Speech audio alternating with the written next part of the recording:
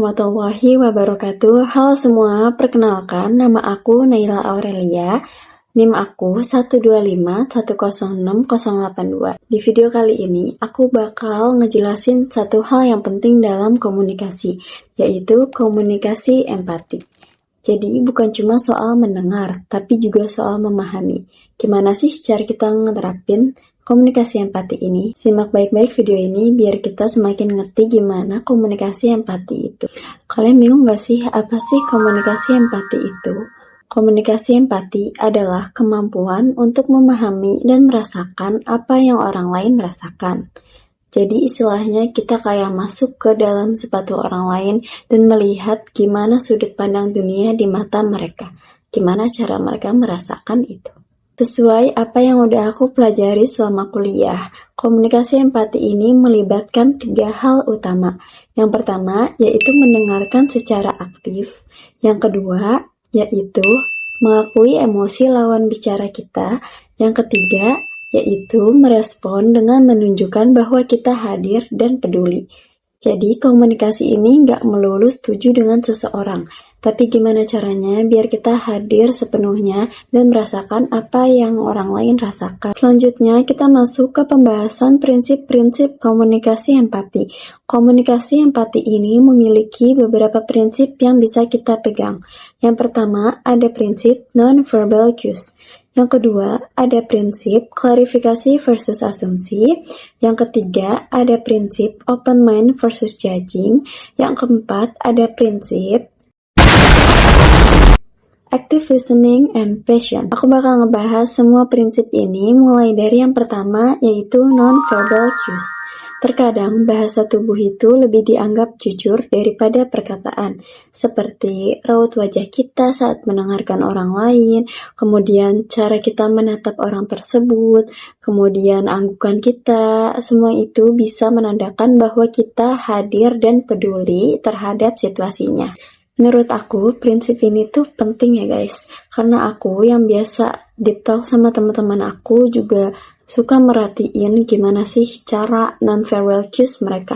Dari cara mereka natap, cara mereka dengerin, muka mereka tuh kayak gimana. Itu semua tuh punya artinya sendiri guys. Jadi bagi aku non-verbal cues ini penting buat kita pegang. Prinsip kedua ini ada klarifikasi versus asumsi. Di klarifikasi versus asumsi ini, nyuruh kita buat jangan terburu-buru ngambil keputusan. Jangan terburu-buru ngambil asumsi tentang apa yang udah kita dengar dari ucapan mereka. Seperti contohnya, ada sesuatu yang masih kita bingungnya nih. Kita bisa tanyain dulu guys ke pembicaranya.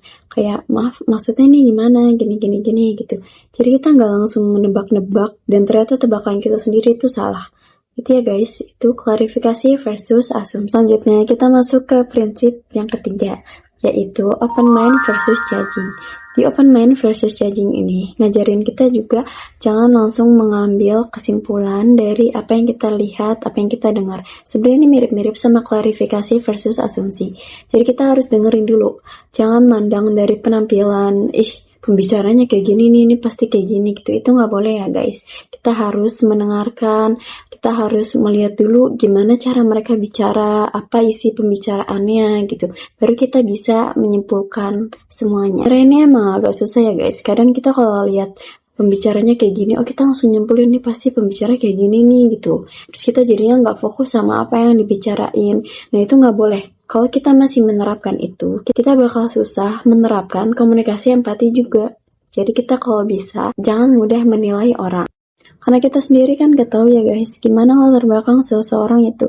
Gimana cara mereka bisa ngelewatin semua ini gitu. Jadi kalau bisa kita buka pikiran dulu, jangan asal nebak. Kita buka pikiran dan ngedengerin semua isi dari pembicaraan itu. Dan dari situ kita baru bisa menyimpulkan, oh mungkin orang ini kayak gini nih gitu. Dan kita masuk ke prinsip keempat, ini prinsip yang terakhir yaitu active listening and passion. Ini juga sama seperti klarifikasi versus asumsi, terus juga sama kayak open mind versus judging. Cuma bedanya di sini kita disuruh buat sabar. Kita sabar dengerin orang lain ngomong. Gak boleh motong pembicaraan orang lain, karena orang lain tuh kadang cuma pengen didengar bukan buat diceramahi. Emang susah ya jadi pendengar yang baik tuh, cuma perlahan kita pasti bisa.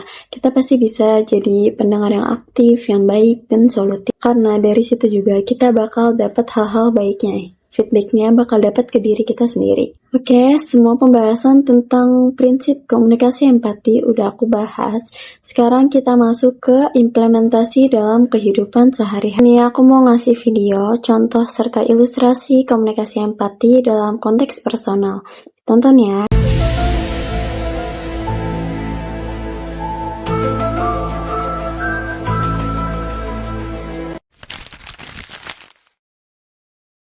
Ipin, dari tadi Opa perhatikan tunduk senyap je.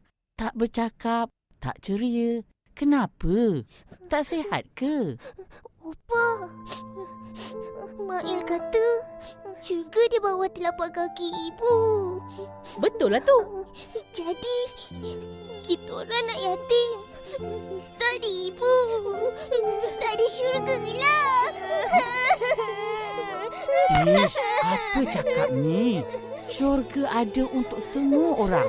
Asalkan kita buat baik. Dah, jangan nangis-nangis. Jadi, syurga kita orang kat mana?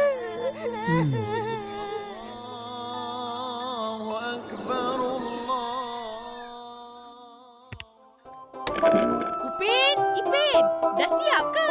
Cepat. Cepat. Terus minta maaf. Sayang apa?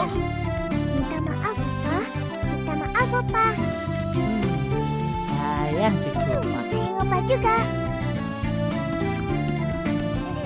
Minta maaf, Kakak. Kita orang janji jadi budak baik. Dengar kata. Betul-betul-betul? Yelah. Jom selfie.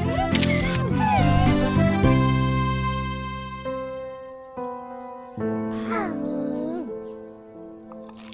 Kak, nak juga?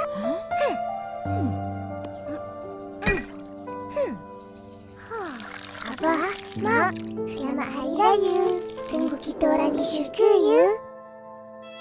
Hai, saya Fizi. Berdirinya saya di sini untuk memohon maaf pada Upin dan Ipin. Fizi tak sengaja tersalah cakap hari tu. Lepas kena cubit dengan Mail, Fizi dah insaf. Jadi, janganlah marah Fizi lagi. Fizi sedih.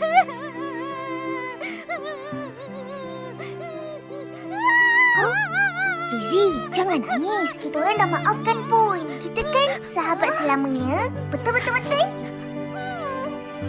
6 hours later, tomorrow, the next day, 2,000 years later. Video tersebut merupakan contoh implementasi komunikasi empati dalam konteks personal di kehidupan sehari-hari. Komunikasi empati ini terjadi saat Upin Ipin menangis dan Opa ikut turut sedih juga. Opa itu sudah melakukan komunikasi empati. Kemudian komunikasi empati ini juga terjadi saat Fizi meminta maaf ke Upin Ipin saat hari raya. Itu merupakan komunikasi empati ya guys. Terima kasih sudah nonton video ini. Semoga bermanfaat dan semoga kita bisa menjadi orang yang semakin empatik dalam mendengarkan orang lain. Mohon maaf bila banyak salahnya. Saya pamit undur diri. Assalamualaikum warahmatullahi wabarakatuh.